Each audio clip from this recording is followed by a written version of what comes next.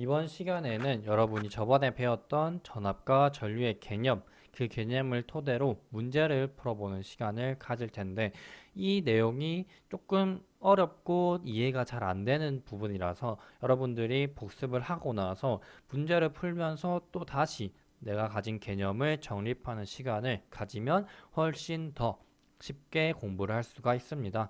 자, 그러면 문제 같이 한번 보도록 할게요. 첫 번째 문제, 전압과 전류에 대한 설명으로 적절하지 않은 것은? 이라고 물어봤어요. 그러면 전압과 전류에 대한 전반적인 내용을 물어보고 있다는 거죠. 그러면 1번부터 보도록 할게요. 전하의 흐름을 전류라고 한다.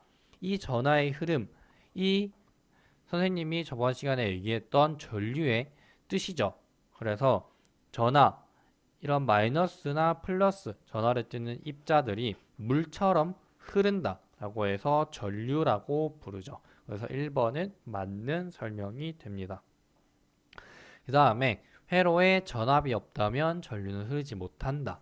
여기서 전압이라고 하면은 전하량의 차이, 그러니까 어떤 회로가 있을 때 한쪽에는 전하량이 10만큼 있고 다른 한쪽에 전하량이 2만큼 있으면 10에서 2로 전하를 띤 입자들이 이동을 하는 모양이 전류가 되죠. 그러면 이 흐름이 전류고 여기서 이 전류가 흐르도록 만든 차이, 그 차이가 전압이라고 얘기를 했습니다.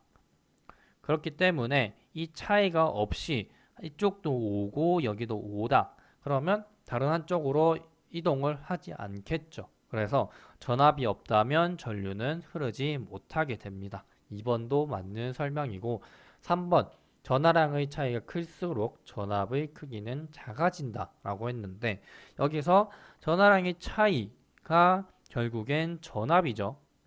그러면 지금 문제를 다시 한번 읽어보면 전압이 클수록 전압의 크기는 작아진다. 전혀 말이 안 되죠. 전하량의 차이가 클수록 전압은 당연히 커져야 돼요.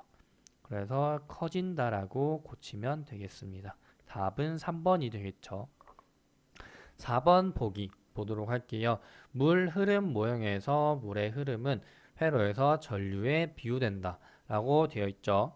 이거를 저번 시간에 물레방아에서 물이 흐르는 모양을 가지고 여러분들한테 설명을 했어요.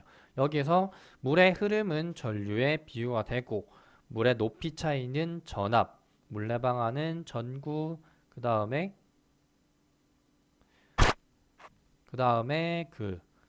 밸브는 스위치, 펌프는 전지 이렇게 가르쳐 드렸죠. 그래서 물의 흐름은 회로에서 전류에 비유가 됩니다.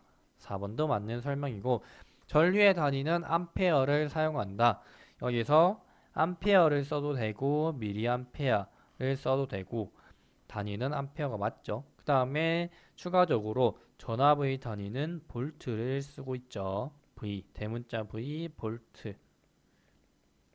이 볼트도 마찬가지로 미리볼트가 있고 얘는 1mV는 0.001V가 되겠습니다. 이런 식으로 단위도 나중에 계산을 할 때는 중요하기 때문에 단위도 정확하게 맞춰줘야 돼요.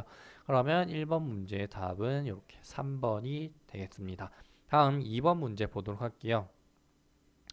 그림은 전기 회로에서 전선의 한 단면을 모형으로 나타낸 것이다. 이에 관한 설명으로 적절하지 않은 것은? 그리고 정답이 두 개라고 되어 있네요. 이것도 주의하도록 하고 그림을 보니까 A는 플러스에 지금 표시가 되어 있고 B는 마이너스에 표시가 되어 있죠. 그러면 A를 양전하라고 볼 수가 있고 그 다음에 B를 전자라고 볼 수가 있습니다. 이렇게 그림을 해석해 놓고 그 다음에 옆에 보면은 기역과 니은이라고 나와 있어요. 기역의 화살표를 보니까 지금 플러스에서 이쪽으로 가는 방향이죠. 그러면 기역은 플러스 극에서 마이너스 극. 다음에 니은은 반대로 되어 있으니까 마이너스 극에서 플러스 극으로 가는 방향이구나. 요거를 알 수가 있어요. 이렇게 적어 놓고 이제 보기를 보면 더 쉽게 풀 수가 있습니다. 1번 A는 전자를 나타낸다. 당연히 틀린 설명이죠. 지금 A는 양전하를 띄고 있기 때문에 여기는 양전하라고 적어야 돼요. 그래서 틀린 설명이고, 다음에 B는 음전하를 띈다. B가 전자이기 때문에 전자는 음전하가 맞죠. 그래서 2번은 맞는 설명이고, 3번 전류의 방향은 기울기다. 이거 선생님이 저번에 전자의 방향과 전류의 방향은 반대라고 얘기를 했어요. 전류의 방향은 양전하의 방향으로 정해 놨기 때문에 양전하의 방향은 플러스에서 마이너스로 가겠죠. 그래서 전류의 방향은 기울기 맞습니다. 3번도 맞는 설명이 되겠네요. 다음에 4번 보기를 볼게요. B의 이동 방향은 전류의 방향과는 반대이다. 자, 방금 전에 설명한 내용이 그대로 나왔죠. 전자의 이동 방향을 우리가 나중에 알게 됐기 때문에 전류의 방향과 전자의 이동 방향을 그냥 반대로 쓰자 하고 이렇게 약속을 했어요. 그래서 4번도 맞는 설명이 되겠네요. 다음에 5번 보기를 보도록 할게요. 스위치를 열면 B의 이동 방향은 반대로 바뀐다. 자, 여기서 중요한 거. 선생님이 저번에 물레방아 모형을 설명을 했는데 한 번 더 얘기를 해보면 이런 식으로 낙차가 있는 수로에 이제 밑에 전체적으로 물이 들어있는 이런 수조를 놔둡니다. 물이 들어있는 수조를 이런 식으로 놔두고 다음에 요 안에 물이 가득 들어있어요. 그리고 이 물을 위로 이렇게 끌어올려주는 역할을 하는 펌프가 여기 이렇게 있겠죠. 펌프가 있고 요 사이에 우리가 밸브를 하나 설치를 하고 가운데에는 물레방아를 설치를 해요. 그러면 여기서 펌프에 의해서 물이 위로 끌어올려지게 되고 끌어올려진 물이 이렇게 흘러가면서 물레방아를 돌리게 되는데 이때 펌프는 회로에서 전지, 건전지라고 설명을 했고 다음에 밸브는 스위치 그리고 물의 흐름은 뭐라고 했죠? 그쵸? 물의 흐름은 전류 다음에 중요한 거 높이 차이는 전압이라고 얘기를 했습니다. 자, 그러면 여기서 밸브의 역할이 뭘까요? 그쵸? 우리가 수도관을 생각을 했을 때 밸브를 잠그면 물이 흐르지 못하고 밸브를 열면 물이 흐를 수가 있어요. 그래서 회로에서도 마찬가지로 스위치의 역할은 전류가 흐를 수 있도록 하거나 아니면 전류가 흐르지 못하도록 합니다.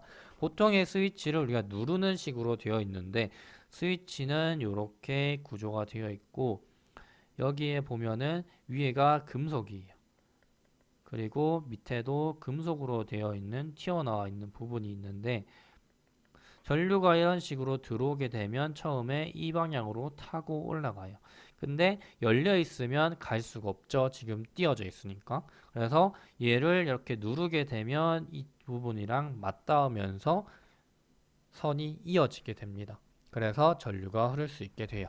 그래서 스위치의 역할은 이동 방향이 바뀌는 게 아니라 스위치를 열면 전류가 아예 흐르지 못하도록 되어 있습니다.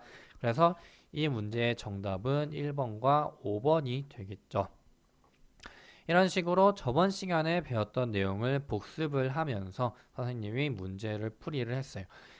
이 두 문제는 전압과 전류에서 매우 기본적인 내용들이고 이 전압과 전류를 조금 심화된 내용으로 문제를 내게 되면 엄청나게 어려워질 수가 있어요. 그래서 쉬운 문제부터 난이도가 높은 문제까지 차근차근 여러분들이 연습을 해 나가면 충분히 이해를 할 수가 있습니다.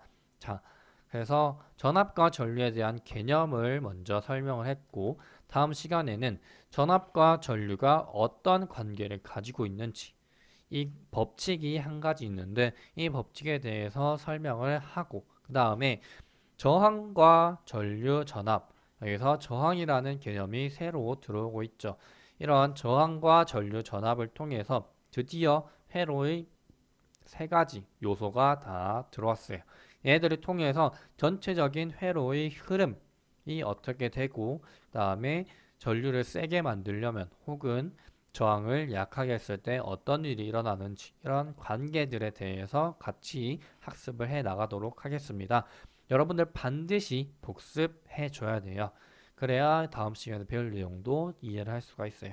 그러면 오늘 수업은 여기까지 하도록 할게요.